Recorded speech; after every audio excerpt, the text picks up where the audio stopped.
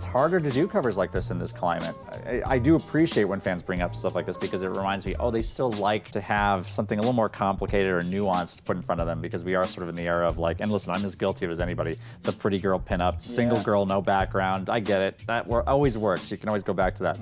But I do have a lot of pride when I can kind of tell a story or do something a little more nuanced. We're not really in the era anymore of like where stories are told on the covers like the old days. Now everything's kind of like a one-off or an exclusive. Just a fight pose or... Yeah, and I get it, because that's kind of the audience ultimately decide that's what they like the most, and we all kind of cater to that. I'm trying to think of which issue it was. It was a cover I did for the Black Cat series. I probably should have saved it for issue 9 because it was playing up on the 9 lives. So she's kind of in the center of the screen, and there's a 9 around her in the center, and then the 9 kind of like a clock kind of goes around, and you see all the time she almost died, like spent her 9 lives.